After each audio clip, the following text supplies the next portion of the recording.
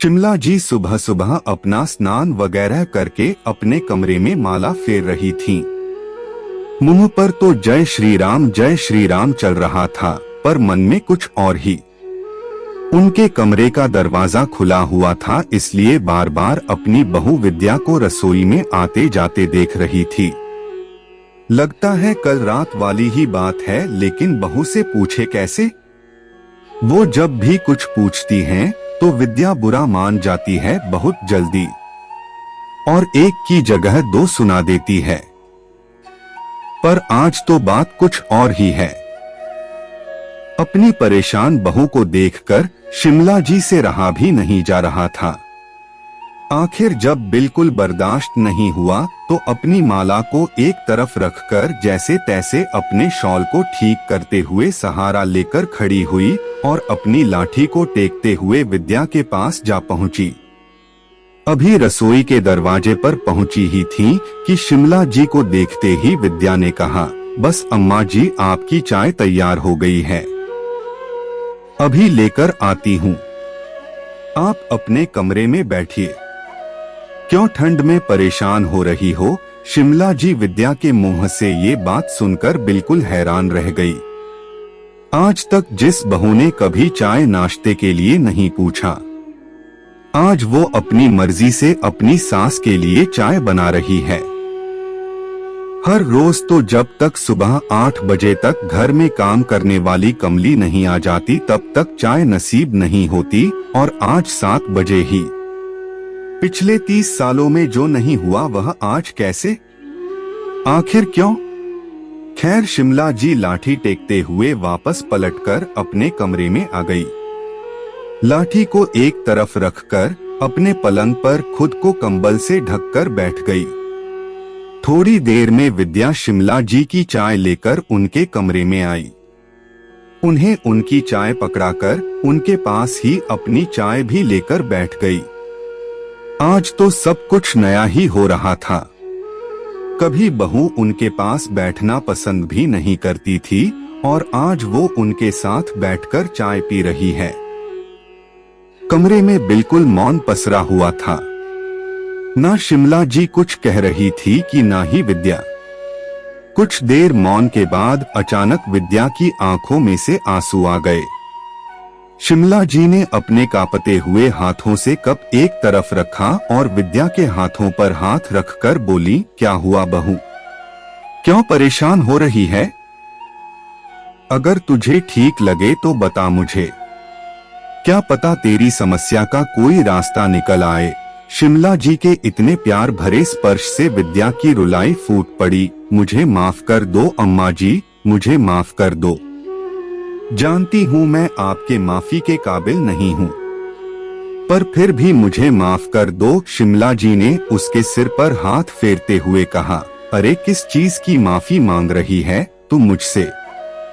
बता तो सही अम्मा जी, आप तो इतने सालों से मुझे झेल रही हो, मैं तो 3 महीने में ही परेशान हो गई। समझ गई हूँ आज मैं की सास बनना इतना आसान नहीं होता। हर बार मैं आप पर इल्जाम लगाती थी कि आप अपनी बहुओं से दोगला व्यवहार करती हो। आज समझ में आ रहा है कि आपके दिल पर क्या बीतती होगी। कहते हैं अपना कर्म लौट कर आता है, वह भी सूद समेत। आज वही तो हो रहा है मेरे साथ। मैंने आपके घर के 2 टुकड़े करवाए थे, और आज मेरी दोनों बहुओं के साथ साथ बेटे भी मुझ पर इल्जाम लगा रहे हैं। अपनी बहू को इस तरह रोते देखकर शिमला जी को वो दिन याद हो आया जब उनके घर में विद्या बहू बनकर आई थी। आमिर घराने की बेटी विद्या शुरू से ही नकचढ़ी स्वभाव की थी। सीधे मुंह किसी से बात भी नहीं करती थी, और यह बात विदा होकर आने के दूसरे दिन ही पता चल गई।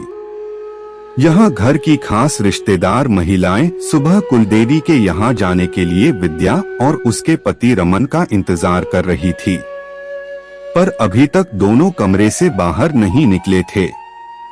सुबह 6 बजे ही निकल जाना था, लेकिन अब तो 7 बजने को आए थे। अम्मा जी के कहने पर विद्या की जेठानी सुमन ने जाकर दरवाजा खटखटाया। बस इसी बात का विद्या ने बतंगड़ बना दिया। जेठानी कौन होती है मुझे जगाने वाली? शर्म नहीं आती अपने देवर देवरानी के कमरे का दरवाजा खटखटाते हुए? थोड़ा सा लेट चले जाएंगे तो कुछ बिगड़ जाएगा क्या? इतना सारा दहेज लेकर आई हूँ तो किसी के सामने क्यों झुकूंगी? रिश्तेदार महिला भी विद्या की बात सुनकर हैरान खड़ी रह गई थी। भला एक नई नवेली बहू इतनी जबान चला सकती है? खैर देर सवेर कुल देवी के दर्शन कर ही आए। उसके बाद तो आए दिन कोई ना कोई बात को लेकर विद्या घर की शांति को भंग किए रहती। खासकर अपनी जेठानी सुमन से तो उसकी बिल्कुल नहीं बनती थी। उसे हर पल यही लगता था कि शिमला जी बड़ी बहू का साथ देती है। आए दिन शिमला जी पर कोई ना कोई इल्जाम लगाती रहती, अरे आप तो सास है। घर में दो बहुएं हैं तो दोनों को एक जैसा ही मान देना चाहिए, पर नहीं, आप भी दोगला व्यवहार करती हो। इतना सारा दहेज लेकर मैं आई हूँ पर सारा प्यार बड़ी बहू को दिखाती हो। हमने तो तुमसे दहेज नहीं मांगा था, तुम्हारे माता पिता ने अपनी मर्जी से दहेज दिया है, और फिर मैं क्यों दोगला व्यवहार करूंगी? मेरे लिए तो मेरे दोनों बच्चे एक जैसे हैं, तो दोनों बहुएं भी एक जैसी ही होगी। पर विद्या को ना समझना होता, ना ही वो समझती। विद्या के जुड़वा बच्चे होने के बाद तो स्थिति और भी ज्यादा बदतर होती जा रही थी। अगर शिमला जी सुमन के बेटे को खिलाती तो उसे लगता कि मेरे बच्चों के साथ भेदभाव कर रही है। अगर शिमला जी विद्या के बेटों के लिए कोई समझाइश देती तो उसे लगता है कि सारा प्यार तो जेठानी के बेटों के लिए है, बस मेरे बेटों के लिए तो रोक टोक ही है। आखिरकार शिमला जी समझा समझा के थक चुकी थी, इसलिए थक हार कर शिमला जी ने दोनों की रसोई अलग कर दी और खुद बड़े बेटे के साथ ही रहने लगी। पर अभी तक भी विद्या का यही हाल था। अपने बेटों की शादी में उसे शिमला जी को बुलाना पड़ा। तब से शिमला जी विद्या के पास ही थी, लेकिन शिमला जी का सारा काम घर में काम करने वाली कमली ही करती थी।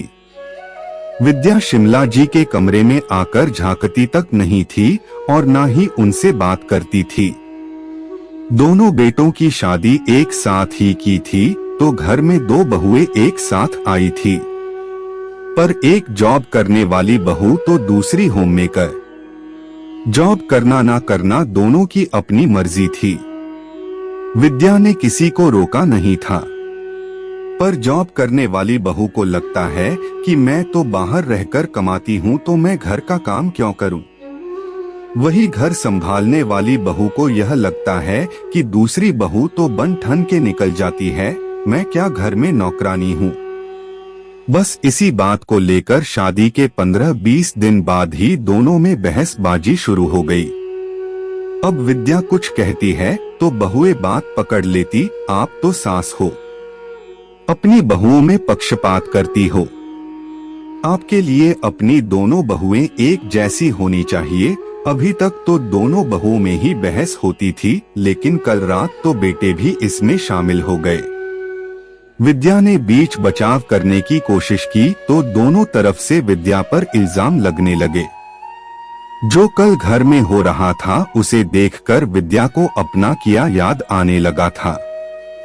हालांकि शिमला जी ने भी रोकने की कोशिश की थी, पर जो अपनी सास की नहीं सुन रही वो दादी सास की क्या सुनती। आखिर दोनों बहुएं रूठकर अपने अपने मायके जाकर बैठ गई, साथ में अपने पतियों को भी ले गई। इसलिए आज घर में इतनी शांति पसरी हुई थी। खैर शांति को तोड़ते हुए शिमला जी ने विद्या के सिर पर हाथ फेरते हुए कहा, बहू रोना बंद कर। अब तुझे पता चल चुका है ना कि सास बनना आसान नहीं होता। आप गलत नहीं होते हो, बस सास नाम ही ऐसा है कि हर कोई आपको गलत ही समझता है। पीढ़ियों में अंतर आ जाता है, पर इस सोच में अंतर नहीं आता। आप समझाइश भी दोगे तो उसका गलत मतलब ही निकाल लिया जाएगा। इसलिए आंसू बहाना बंद कर शिमला जी की बातों से विद्या को काफी संबल मिला। अपने आंसू पोंछते हुए बोली, पर अब क्या करूं? मुझे कुछ समझ नहीं आ रहा। शिमला जी ने मुस्कुराकर कहा, वही जो मैंने किया वही तू कर। जीने दे दोनों को अपनी जिंदगी। रिश्तों में दरार आए इससे अच्छा है रसोई अलग कर दो। अपनी अपनी जिम्मेदारियां खुद समझेंगे। तुम अपना सम्मान खुद बनाए रखो। अम्मा जी लोग क्या? इससे पहले कि विद्या कुछ कहती अम्मा जी ने ही अपनी बात पूरी कर दी। लोग क्या कहते हैं ये सोच सोच कर तुम बीमार पड़ जाओगी। अभी जो बहुएं रूठ कर मायके जाकर बैठ रही है तब भी लोग बातें कर ही रहे हैं ना, तो उससे बेहतर है उन्हें अलग ही कर दो। आखिर अम्मा जी की बात विद्या को जंच गई और वो चल दी अपने बेटे बहू को फोन करने। आखिर निर्णय तो वो ले चुकी थी, बस अब उस पर अमल करना बाकी था। आखिर बेटों बहुओं को बुलाकर रसोई अलग कर दी गई।